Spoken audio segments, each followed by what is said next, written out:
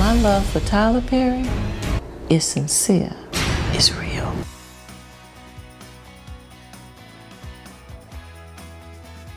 Number 10, Levi Johnston goes into uncomfortable detail. Now, Levi says he takes fatherhood very seriously, and that's a side of him that nobody really gets to see. If the name Levi Johnston doesn't ring a bell, then you might have completely blocked out the 2008 presidential election. Johnston was the two-time fiancé of Sarah Palin's daughter Bristol, who gained some infamy after news broke during the campaign that he and Bristol were expecting a baby and would be getting married. Post-election, Johnston milked his 15 minutes of fame. In 2012, he appeared on Dr. Phil for an interview that one can only describe as painfully awkward. This is a definite must. Like Carhartt bibs, just like Dad has. One of my best days, was the day Triple was born. Johnston addressed claims that he had stolen Bristol's virginity and denied the version of events that she had painted. Overall, this was a deep dive into really personal details that, frankly, none of us needed to know. I've actually heard Bristol say that she's going to find a new father for Trip. There will never be another father for Trip, and I'll make sure of that. Number 9, Nicholas Brendon storms off set. Dual diagnosis means that you're battling depression and are an addict. Depression is a real thing, and I was ashamed of it a little bit too. Best known for playing Xander Harris on Buffy the Vampire Slayer, Nicholas Brendon seemed poised for a bright acting future after the show ended. However, by the 2010s, his career hit a rough patch due to legal troubles stemming from substance use disorder. It truly was insane. There was no rational thinking behind that at all.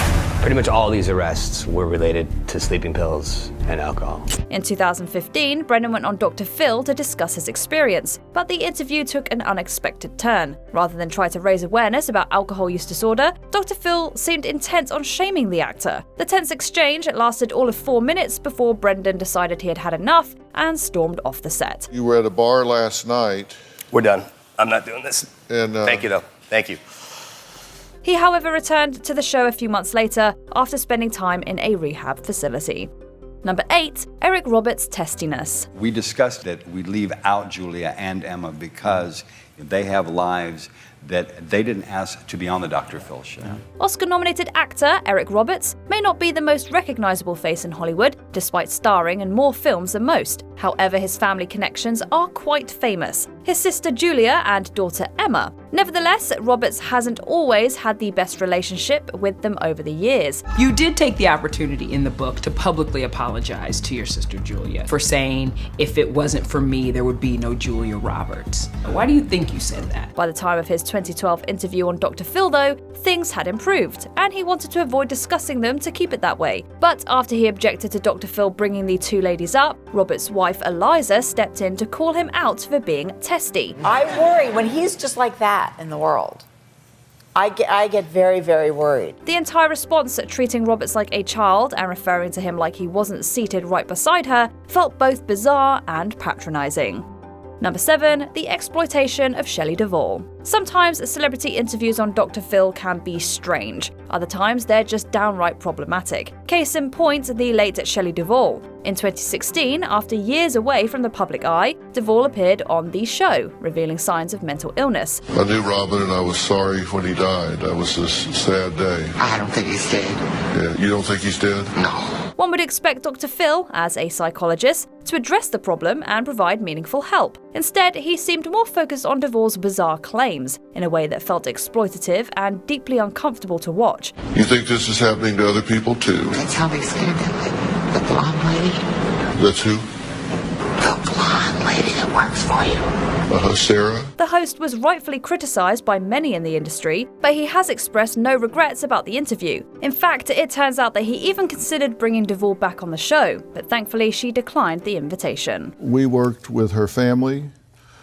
We worked with her for over a year off camera after that fact. Number 6, Zachary Davis's disturbing interview. This case is sure to leave anyone horrified. Did you kill your mother? Yeah. You killed your mother. Back in 2012, Zachary Davis, then a teenager, ended his mother's life and attempted to do the same to his older brother by setting their house on fire. The tragic incident occurred in Hendersonville, Tennessee, but it gained national attention in 2015 when Dr. Phil interviewed Davis on his show. When did you decide to kill your mother? I decided the day I did it. Throughout the interview, Davis maintains a flat, monotone voice, completely devoid of emotion, as he goes into disturbing detail about the murder and his reasoning behind it. At one point, he even laughs slightly while reflecting on the incident. Heavy. Yeah. Way bigger than a hammer. 2 months after the interview was taped, David was convicted of first-degree murder and sentenced to life in prison. Number 5, Aneska's troubling antics. Speaking of violent minors, Dr. Phil also featured a young girl named Aneska on his show in 2016. While she comes across as innocent, Aneska was actually a lot more frightening. Hurt them, I'll threaten. One time, they made me really angry, and I chased my siblings around with a knife. She had begun exhibiting violent behavior from a young age, including deliberately killing the family's pet hamster and a nest of birds. During her interview, Aneska remained eerily calm as she recounted these actions, which understandably had made her family feel unsafe. I remember where I did it. It was in the living room. Was he smashed? Yeah, he was gone. Many viewers were disturbed not only by her chilling claims, but also by Dr. Phil's decision to showcase her on TV rather than get her the help she needed. Fortunately, it appears Aneska eventually received the necessary support, as she seems to have transitioned to a relatively normal teenage life. I am doing great. I've held a job for 3 years. I have a great relationship with my mom and my dad, and as well as my siblings too. Number 4, Payton and her bigoted father. Dr. Phil has often been criticised for pushing vulnerable guests to the brink purely for entertainment. But some guests bring their own controversy without any pushing needed. My dad has called my son a critter, a monster, a creature. He told me I was growing an ape inside of my body. In this episode, a lady named Payton attempted to reconcile with her father, David, who was a member of the KKK. David had been imprisoned for trying to destroy an abortion clinic, and while he was behind bars, Payton had a biracial child. He found out I was pregnant with a biracial baby. This caused a rift between them, as David cut Payton off due to his racist beliefs, leaving her feeling abandoned. His brazen ideologies and the way he speaks so disparagingly about his own grandson, despite being a convicted criminal himself, is enough to make anyone want to turn off the TV immediately. One drop of non-white blood, it ceases to be human, and since it's not human, it is not my grandchild. Number 3, delusion at its finest. I met Tyler Perry through his official Facebook account. Tyler was a complete gentleman with me. In 2018, filmmaker and playwright Tyler Perry was in a relationship with his longtime partner, Galila Bakali, with whom he shared a child. Meanwhile, miles away, a woman named Carla was fully convinced that she was married to Perry, despite never having met him in person. Approximately 2 years ago, he asked me to marry him. I told him yes.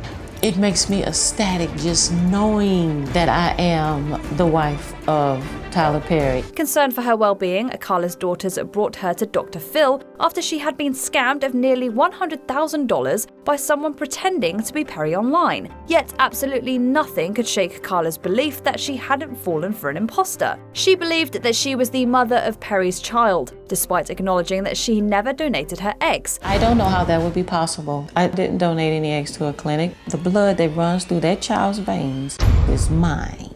While it may be easy to mock her, at its core, Carla's situation is deeply tragic.